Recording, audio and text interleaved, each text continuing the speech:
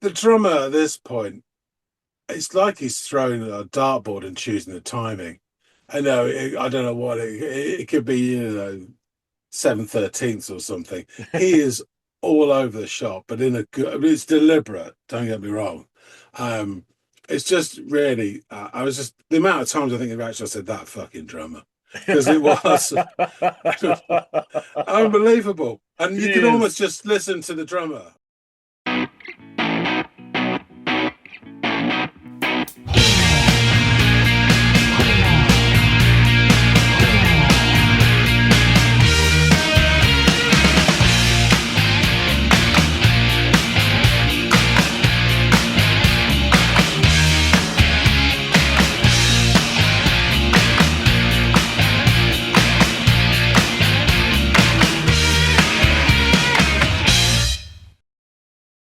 Hey, everybody, and welcome to another episode of the Audiophiles. My name's Johnny. His name's Andy. To my surprise, 100 stories high. People were getting loose, y'all, getting down on the roof. Folks were screaming out of control. It was so entertaining when the boogie started to explode. I heard somebody say. More on that later. But first, we have tracks to listen to. What have you got in store for us today, Andy?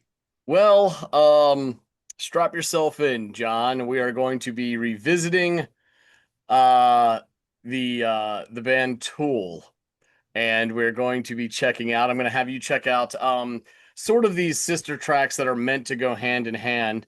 Um Parabol and Parabola.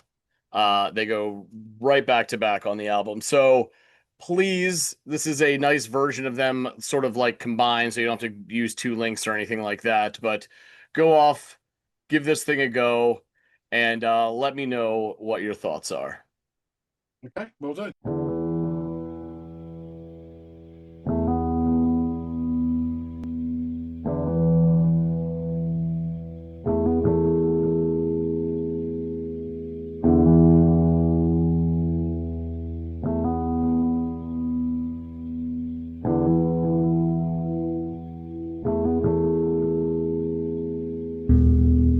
So familiar and overwhelmingly warm.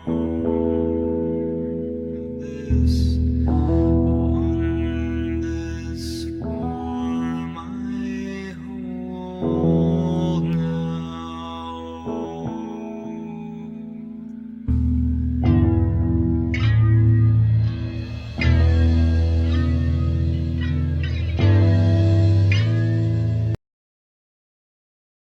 A minute in, nice start. You had that sort of keyboard sound noodling, a couple of notes and a couple more, and then in comes Maynard, and the resonant bass note every now and then. We just got some sort of gentle cymbal rides, very gentle, splashing away up in the shores. And then this guitar sounds really sort of close. You can really hear the skin on the sort of metal strings, that quality, which is really nice. It all has this kind of mystical feel. His voice is very sort of detached and distant, and it kind of reminds me of a little bit of Led Zeppelin when they tried to do all that. It has that John Paul Jones tone to it, which is really nice. Yeah, good start. Let's see where it goes.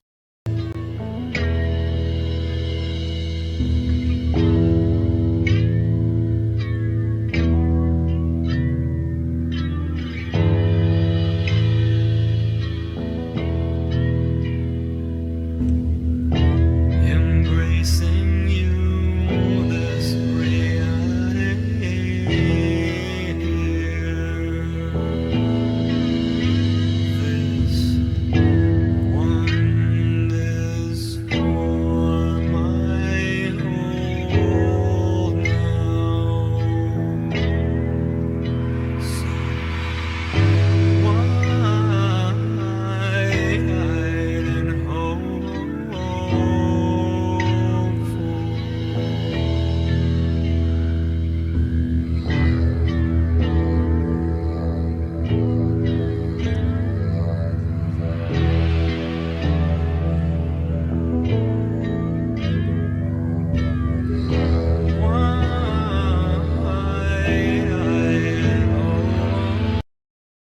Just as I was feeling, this whole thing is very sort of hypnotic, and the cymbals are kind of sounds like the waves coming in and out, and it's all a little bit sort of drowsy. We get these sort of murmurings, these throaty murmurings that sound. I don't know, it's just the impression I get. I'm no reason to say this, but they kind of sound ancient and Central American in origin. Yeah, really interesting.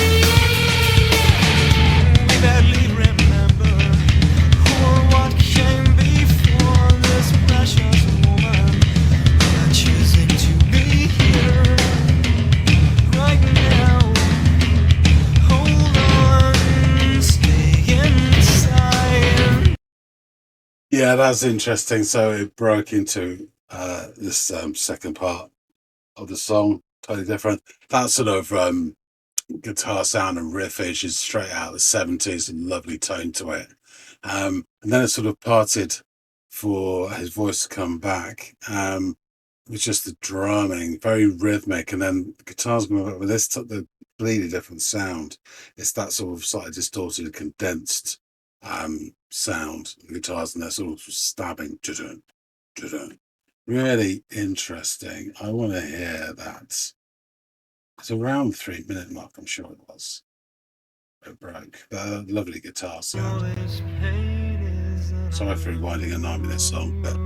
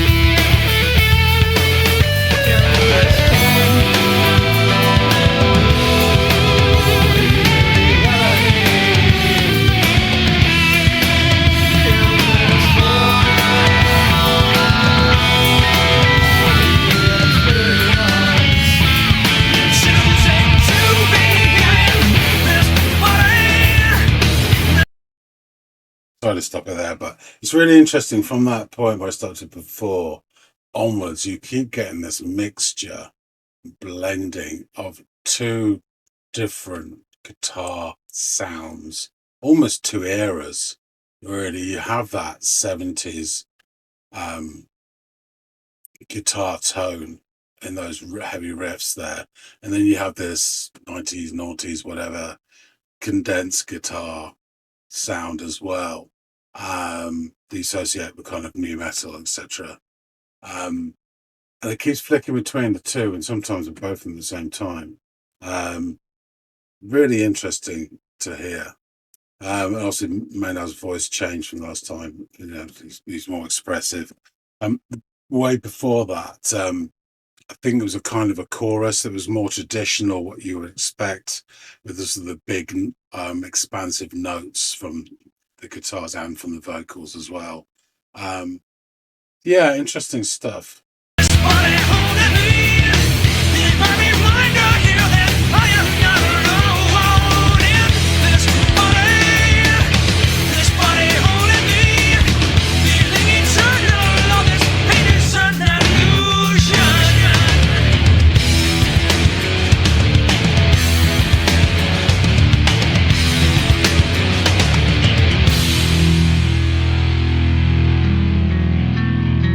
Drummer.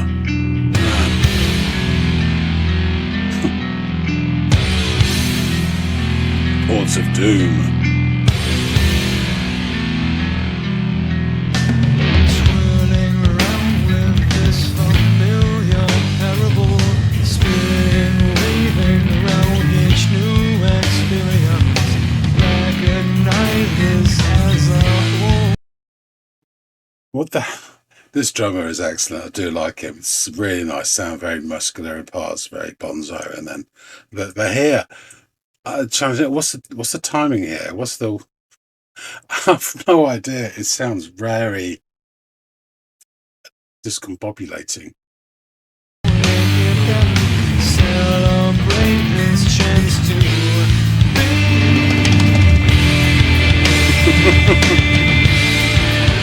alive and breathing, a chance to be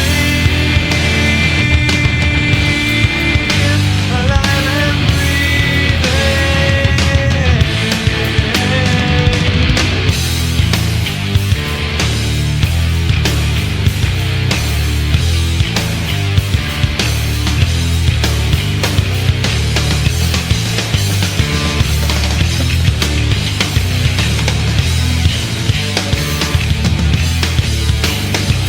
Just listen to the drummer.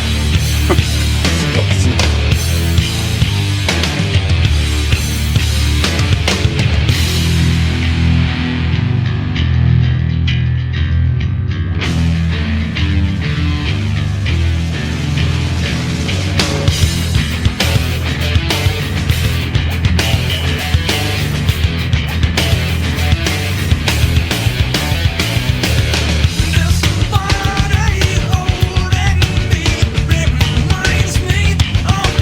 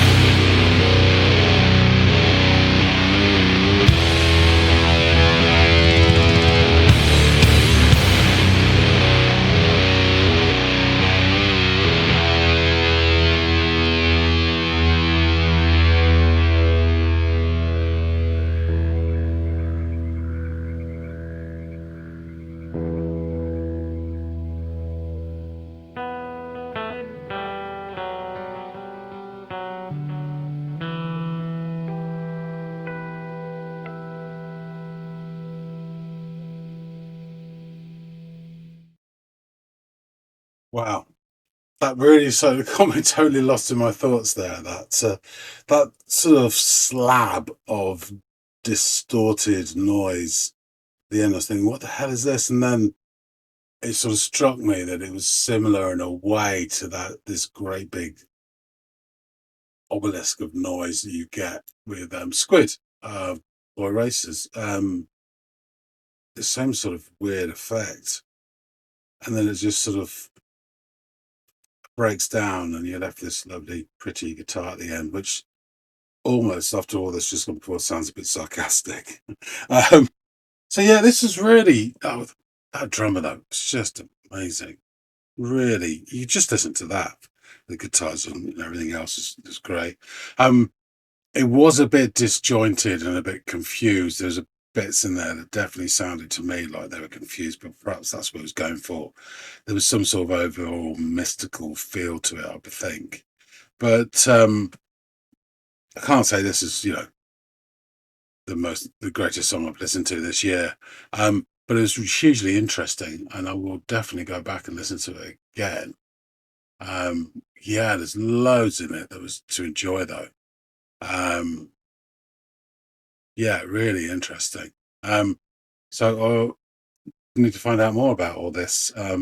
So let's go back and chop it up with Andy. All right, so you are back from this odyssey. What did you make of these tracks, John? Yeah, it's interesting you said that. I mean, I could see the join, but it wasn't like blindingly obvious if you hadn't told me. Yeah, It was just one track. It's nice.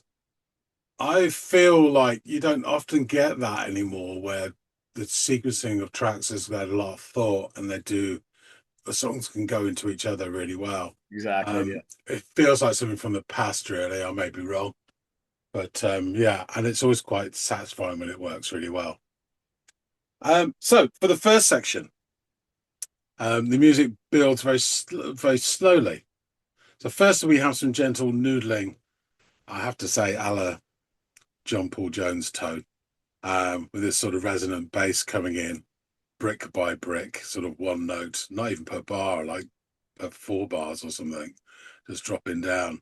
Yeah. We then get a particularly, orderly close-up guitar. You feel like it's right there, and the feel of skin on the metal, sliding. We've talked about that before, and that Yeah. sort of joins the party and is particularly nice as well. And made us start singing. His voice is quite distant. There's a bit of filter or something on it as well, and it makes it feel a little bit apart. I say almost a bit mystical. Mm. It's strange because the music content isn't exactly what you call overloaded. But I found myself so very engaged listening for what was going to happen next that I really didn't take in the words. I only kind of registered that they were there. Yeah. His voice at this point is fairly flat and even in sort of intonation, so it's quite easy for it to slide over you. There's a lovely, gentle cymbal ride, sort of splash that of the minute or so mark, and then it comes back and returns like a pulse every dozen seconds or so. It becomes almost like this wave lapping later on the song. And we get to about 2 minutes, and just as I think I said in the reaction, I'm being lulled in. It's almost hypnotic, and thoughts are starting to sort of waft away into the ether, and then we get these like strange murmurings. There also this like throaty, back to your bloody Mongolian throat warbling. Yeah. But they have this again mystic atmosphere to them, and what with the sort of heady, hypnotic sort of, it's almost you get that altered state where you do from chanting or people have the different ceremonies that I perceive these murmurings to be ancient and of Central American origin. I'll say no more. They have people everywhere. We get to the 3-minute mark, And as the song just starts to crescent over the horizon, he sings something about, I think, all pain is illusion or something. Um, the song then transitions into the heavier groove, which is obviously the second part, second song. The bass is absolutely massive.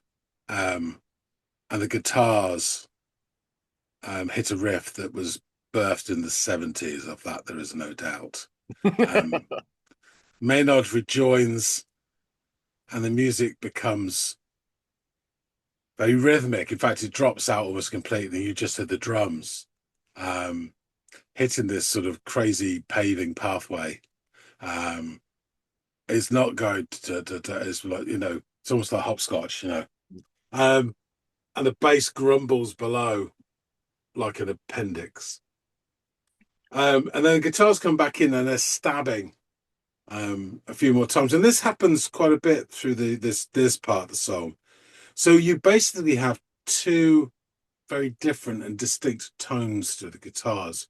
You have that 70s classic rock a la, Zeppelin, Sabbath, whatever. Mhm. And then you have this more modern, almost new metal-y sound where the guitars are very distorted and condensed. Sound to them as well. And they swap and sometimes play together, but mostly swap. Very interesting. So yeah, the guitars stab away in this sort of modern or condensed sound, and then we break into a kind of traditional heavy song chorus with these extended notes, both of the guitars and the vocals. After which it settles down to a more regular structure and tone. With this, as I said, condensed guitar sound and very weighty punctuation of the drums. He is smacking the shit out of them. It's not the first time I said this about this guy, I remember. But yeah, really, the pops from the drums are really sort of full, and they resonate as well. And it's a great sound, quite bonzo in its Yeah. way, which is great. But he brings other stuff to it, not just bonzo to the song. It's hard to determine, but I think at this point, the whole sound is really full and dense. I mean, such a contrast to the opening. So it's hard to really pick through. But I think the vocals are either double tracked or there's extra voices helping out. There's bits of it with sounds. I think it's double tracked, but I'm not sure. But it's definitely another presence, as it were. We get like a half-second breather where everything stops. And then when it comes back in, Maynard's voice changes to something which is more impassioned. After a couple of phrases of him singing, you get this lead guitar that waltzes right up and sort of waggles in some interesting notes in front of you.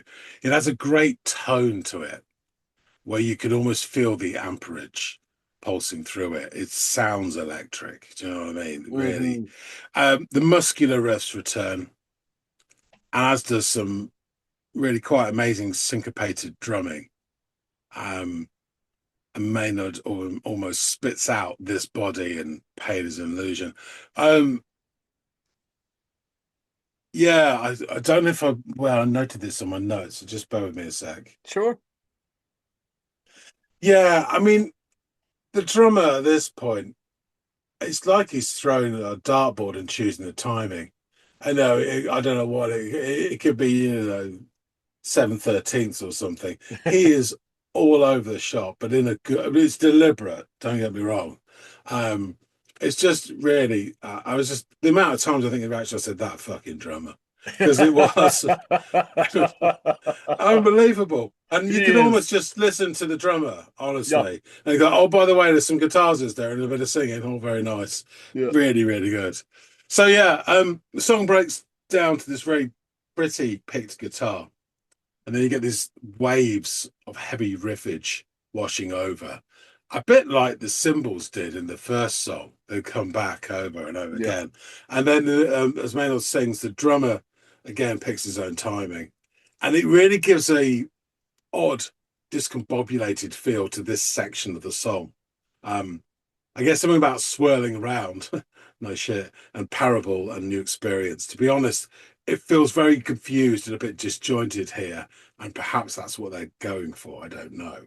Um, these guys seem to know what they're doing, so I presume this is a deliberate choice at this point. Yeah.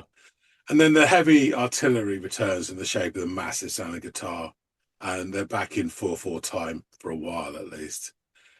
We get some more chugging away, and some whack-a-mole from the drummer. It's just um, Maynard returns for a couple more lines or so, and it sounds like he's singing with clenched teeth. And there's something about mortality in this moment, and again, pain is an illusion. On his departure, then there's this industrial sound from the guitar, this sort of phasing sci-fi grinding effect. And then ping light bulb moment, it absolutely reminded me of that sort of monolith of the slab of noise that we get in Boy Races by Squid, where it sort of goes like boom, this weird, and it sort of really made me space out thinking about that. And then the drums roll in, and the sound reaches some sort of pattern before fading. It starts to sort of modulate and reaches a pattern, and then it fades to reveal this very pretty little guitar motif at the end, which, to be honest with you, after what's just come before, almost sounds like it's taking the piss. This was hiding beneath it all along. Yeah, all along. So yeah, overall, there was lots of this that I absolutely adored. I think the overall thing, bear in mind it is two songs, but the second song in particular was, I would say, a little bit disjointed. In terms of, it was a bit sort of, it's hard to describe the song without making fucking notes and filming yourself to somebody else. So it's hard to get an overall impression of it. But the elements were there, and I have to say, I thought the drummer was absolutely fantastic. Really, really top notch. Yeah. So yeah. Yeah.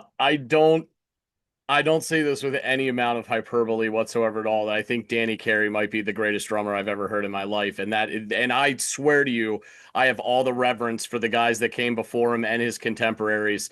But there is something really special about the way Danny Carey mans a drum set. He is kind of like, it's interesting because we've talked about, of all people, Carter Buford, who plays for Dave Matthews, two completely different style drummers. But those two might be the best drummers of like my generation coming up listening to music, and do a completely different style. But yeah, Dan, I'm so glad that you keyed in on Danny Carey, and I kind of wanted to bring a song that underscored his genius. After you had sort of keyed in on that and you knew that there was something there when we listened to Right in Two. So yeah, go ahead, John. Yeah, I mean, the drummer, there's drummers that are very technical. I forgot that. Is it Neil Peart or something like that? Yes. The guy from Rush. Yep. I don't really like their music, so he could be as good as you fucking like, but it doesn't do anything for me. Sure. So you got to like the music as well, and the effect it has. So for me, my second favorite band of all time is Led Zeppelin. So Bonzo leads the way, and he is the blueprint for modern rock drummers. Of course, he really set the tail. But then you got someone who thought he was better, like someone like Ginger Baker, who's got an amazing swing as well. Yeah, and this has a balance of the two, and that's the thing which not many drummers do. And so how special that is elevates that? him. Right, It really elevates him. Yeah. Yeah, exactly. Super glad that you like this one, John. I thought it would have enough of this, the thought-provoking aspect to it all. That would be what kind of like pulled you in, and it sounds like that was definitely part of your enjoyment giving this thing a go. So really glad you liked it.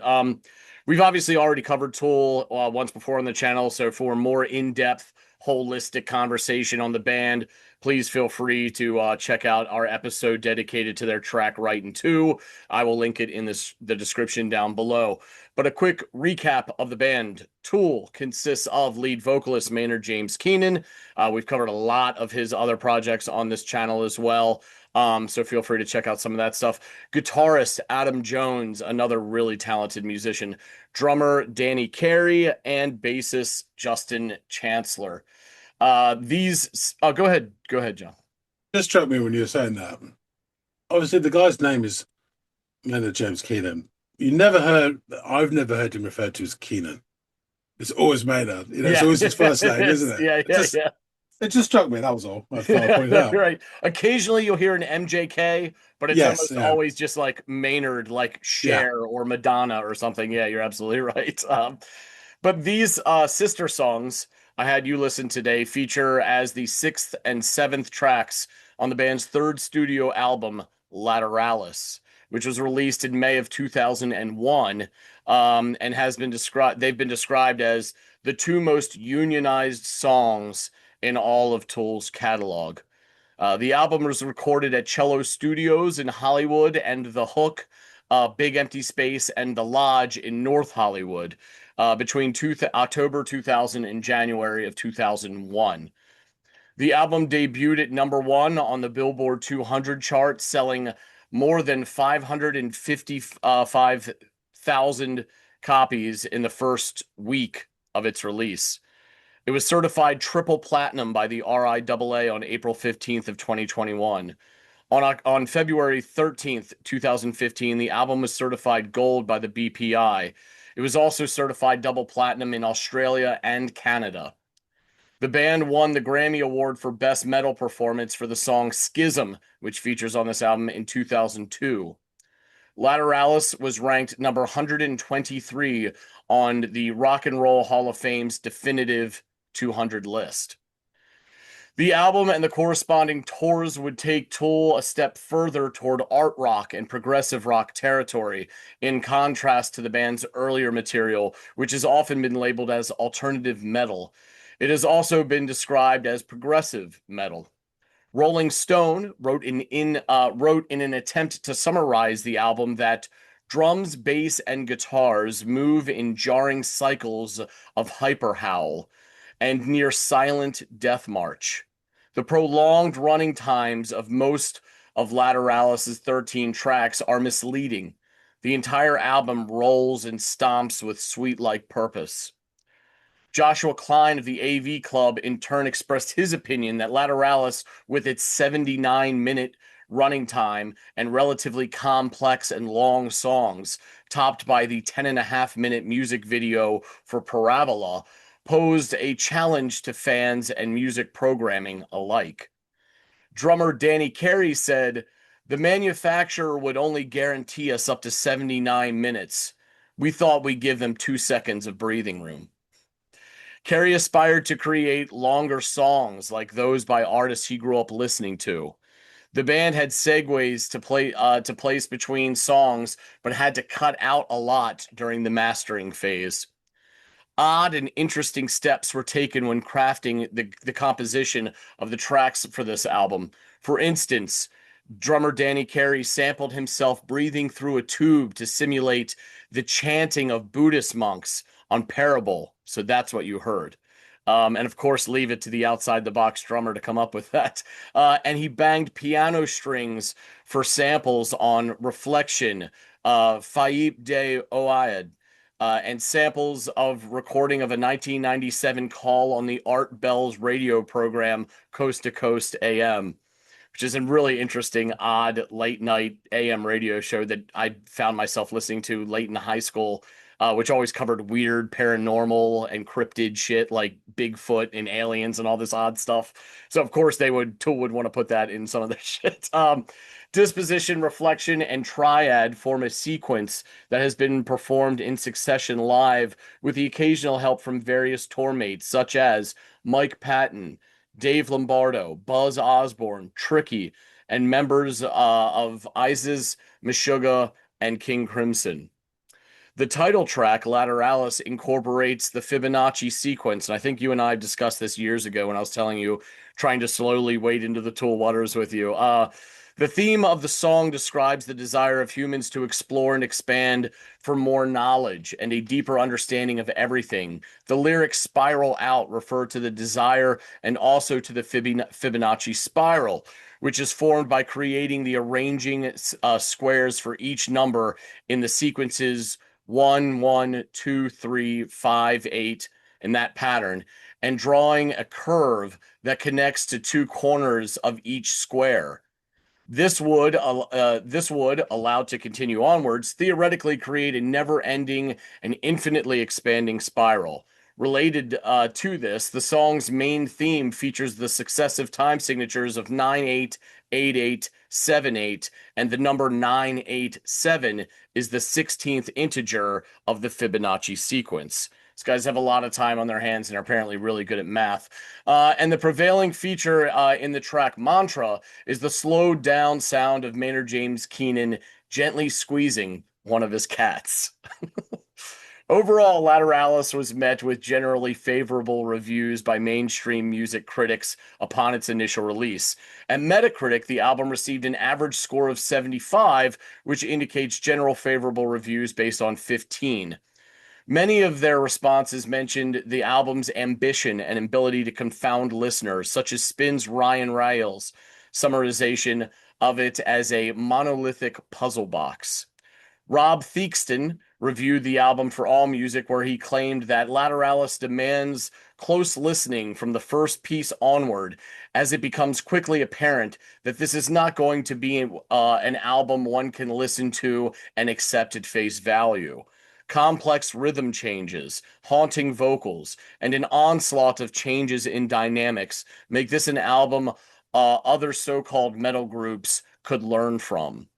Terry Bezer praised Lateralis in a review for Drowned in Sound by comparing it to the band's previous album, Anima, calling it a more focused and cunning record than its predecessors, that in many ways puts everything the band have formerly produced into perspective.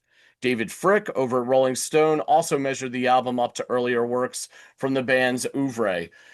Tool have everything it takes to beat you senseless. They proved it on 1993's Undertow and their 1996 Grammy-winning beast Anima. Here, Tool go to extravagant lengths to drown you in sensation. In a review for Kerrang, Dave Everly claimed, "It's the most perfectly played, perfectly produced record you're likely to hear this or any other year. And this was one of the greatest albums you'll hear in your lifetime." Writing for NME, Andy Capper also approved of it. Lateralis has added a little more color to their palette of chanting, drumming, and high drama. Singer Maynard James Keenan has been unaffected by the comparative tunefulness of his side project, A Perfect Circle, while the stripped-down nature of this instrumentation means that Tool's innate heaviness shines out in a world of production tricks and dodges. There's no trickery. Tool's progressiveness is all their own work.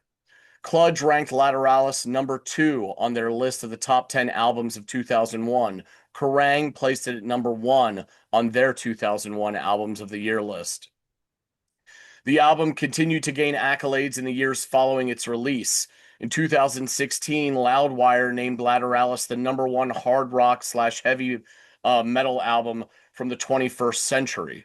The magazine also ranked it number 6 on their top 25 progressive metal albums of all time.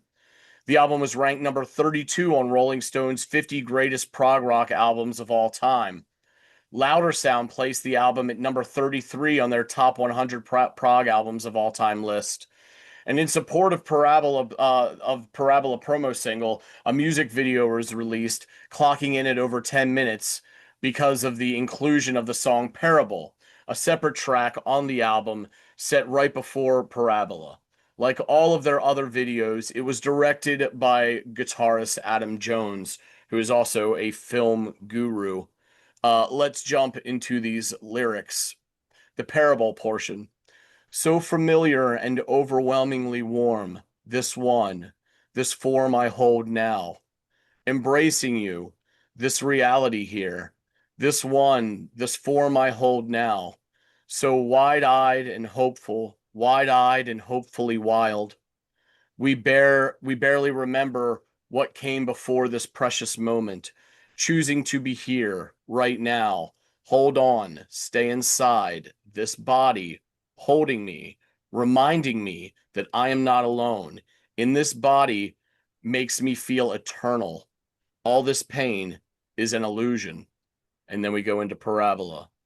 We barely remember who or what came before this precious moment. We are choosing to be here, right now. Hold on, stay inside. This holy reality, this holy experience, choosing to be here in this body holding me. Be my reminder here that I am not alone. In this body holding me, feeling eternal. All this pain is an illusion. Alive in this holy reality, in this holy experience, choosing to be here in this body holding me. Be my reminder here that I am not alone in this body holding me, feeling eternal.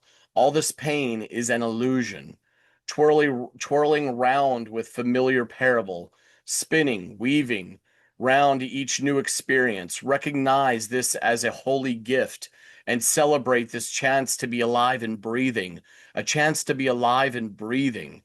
This body holding me reminds me of my own mortality. Embrace this moment. Remember, we are eternal.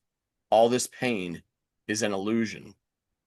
So, Parabol begins with serene ambient vocals and instrumentation, like you were quick to point out, creating a meditative state, another thing that you were kind of quick to identify, before launching in to Parabola, which hits with a hard rock psychedelic groove.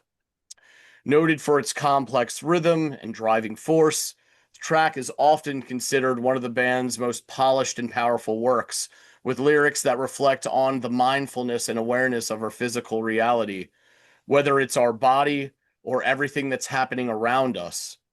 It could also be underscoring life in general, the chance the chance and experience of living as a human being in a physical human body. So, go ahead, John.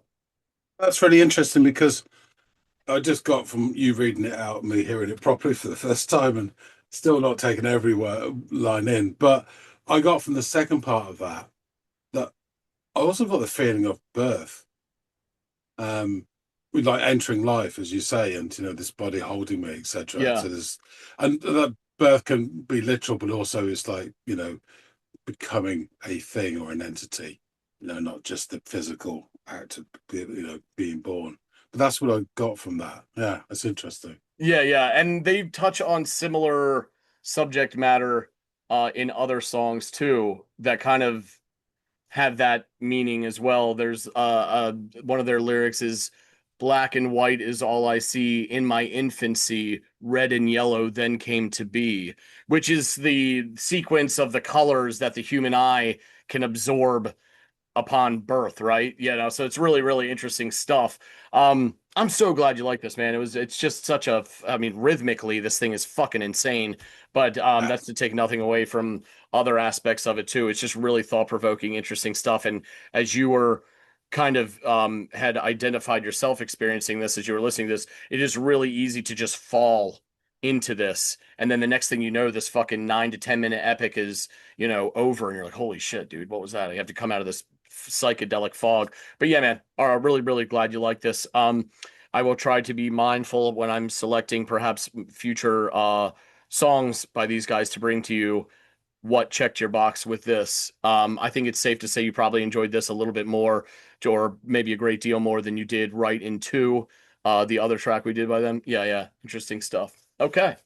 Awesome. Well, thank you so much for your time, John, and giving this a go and your honest assessment of it. I really do appreciate it. I found a lot what you said to be one agreeable. Like I too agree with what you said, but also just really interesting. So, guys out there in the listening audience, please feel free to shout out some suggestions down below if you have any by these guys or any of other project that Maynard is part of. We will add it to the list and chalk that one up for John to check out in a future Friday episode. Also, please like, share, and or subscribe if you haven't done any or all of those things.